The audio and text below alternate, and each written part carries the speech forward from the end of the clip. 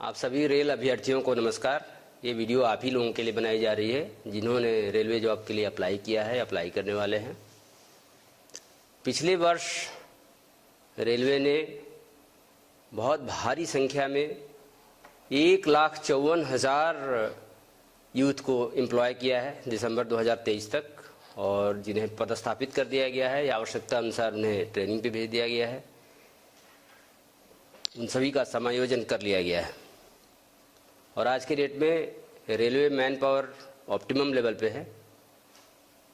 लेकिन ऐसी बात नहीं है कि और आवश्यकता नहीं है। जिस तरह से रेल का रैपिड ग्रोथ हो रहा है, जिस तरह से क्वांटम ग्रोथ हुआ है, जिस तरह से एक्सपेंशन हो रहा है, और चूंकि एक ये स्टाफ सेंट्रिक ऑर्गेनाइजेशन है तो इसमें स्टाफ की ज़रूरत होती है और हर वर्ष उसी पैमाने पे लोग रिटायर भी करते हैं। इसलिए हर वर्ष हर कैटेगरी में, ख़ासतौर से सेफ्टी कैटेगरी में, तो उसमें तो हम वैकेंसी अफोर्ड ही नहीं कर सकते, तो उनको भरना ही होता है। अभी सभी अभ्यर्थियों के हित में यह निर्णय लिया गया है कि अब कैलेंडर बना के हर साल वैकेंसीज़ को हम नोटिफाई करेंगे। हर वर्ष नियुक्ति की प्रक्रिया जारी रखेंगे बिना गैप के। जैसी जैसी वैकेंसीज होगी, depending on vacancies and requirement of course, तो इसके हिसाब से हम रिक्रूटमेंट करेंगे। ऐसे ही अभी जनवरी के महीने में एएलपी का नोटिफिकेशन हुआ जिसमें 5,696 वैकेंसीज के लिए नोटिफिकेशन निकला है। और जो जनवरी में नोटिफिकेशन हुआ है उसमें हमारा लक्ष्य है कि दिसंबर तक उस पूरे प्रोसेस को कंप्लीट कर लें और दिसंबर में हम एएलपी का 5,696 लोगों का पैनल दे दें। और जैसे ही पैनल वो समाप्त हो, चूँकि ये वैकेंसी एराइज होती जाती है, तो अगले वर्ष के लिए भी हम कैलेंडर जारी कर दें।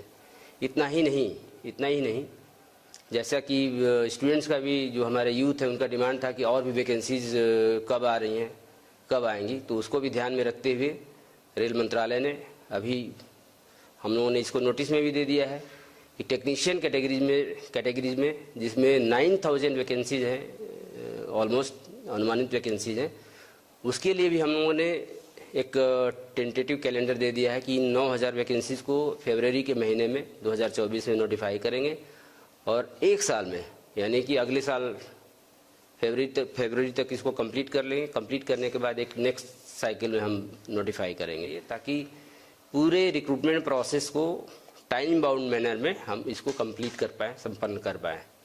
इसके अलावा रेल मंत्रालय ने एक बहुत बड़ा कदम उठाया है एज रिलैक्सेशन दे करके। कोविड के टाइम में, जैसा कि आप जानते हैं, 2-3 साल तक परीक्षाएं करना संभव नहीं हो सकी थी। बहुत सारे कैंडिडेट्स ओवर एज हो गए थे, तो उनको सम्मिलित करने के लिए, उनको भी अवसर प्रदान करने के लिए रेल मंत्रालय ने 3 साल का, 1 साल नहीं, 2 साल नहीं, 3 साल का एज रिलैक्सेशन दिया है, जो कि जिससे हमारे कैंडिडेट्स जो वंचित रह गए थे, जो चूक गए थे एग्ज़ाम देने से, हो पाएंगे, अपीयर हो पाएंगे आगामी होने वाले एग्ज़ाम्स में। तो एक बड़ा उनके लिए भी अवसर होगा। और इस संदर्भ में मैं कुछ और बातें ही बताना चाहूँगा अपने अभ्यर्थियों को कि जब भी नोटिफिकेशन निकलता है तो फॉर्म कैसे भरना है। फॉर्म फिलअप करने से ही आपका एग्ज़ाम शुरू हो जाता है, वहीं से, वो भी पार्ट है एग्ज़ाम देने का। तो बहुत से अभ्यर्थी बाद में बड़े हताश हो जाते हैं कि उनका फॉर्म रिजेक्ट हो गया। तो हम लोगों ने देखा, हम लोगों का अनुभव ये है विगत रिक्रूटमेंट्स में कि बहुत से 5% के करीब ऐसे एप्लीकेशंस रिजेक्ट हो जाते हैं जिनमें प्रॉपर ढंग से सिग्नेचर नहीं किया गया है या प्रॉपर ढंग से फ़ोटो नहीं लगाया गया है। बहुत से कैंडिडेट्स होते हैं जिनका और जो भी क्राइटेरिया है उसको फुलफिल करते हैं, उसमें उनका सर्टिफिकेट भी ठीक है, जो भी एज के लिए जो भी सर्टिफिकेट चाहिए वो सब ठीक है, लेकिन उन्होंने प्रॉपर ढंग से सिग्नेचर नहीं किया है या प्रॉपर फ़ोटो नहीं लगाया है। उसकी वजह से ये कंप्यूटराइज्ड वे में वेरिफिकेशन होता है, स्क्रूटनी होती है, तो रिजेक्ट हो जाता है। इसमें कोई ह्यूमन इंटरवेंशन नहीं होता है। लेकिन बहुत से कैंडिडेट्स हैं जो कैपिटल लेटर में अपना नाम लिख देते हैं सिग्नेचर के नाम पे, या बहुत से कैंडिडेट्स ऐसे होते हैं जो स्मॉल लेटर में ही लिखते हैं लेकिन डिसजॉइंटेड लेटर्स होते हैं। तो ऐसे सिग्नेचर एक्सेप्टेबल नहीं है, क्योंकि सिग्नेचर करना है जो इंस्ट्रक्शन है उसके हिसाब से रनिंग राइटिंग में करना है। ऐसे ही फोटोग्राफ्स, बहुत सारे फोटोग्राफ्स होते हैं जिनका रिजोल्यूशन सही नहीं होता है। रिजोल्यूशन सही होना चाहिए, ख़राब रिजोल्यूशन होने पे, स्पष्ट नहीं होने पे वो रिजेक्ट हो जाएंगे।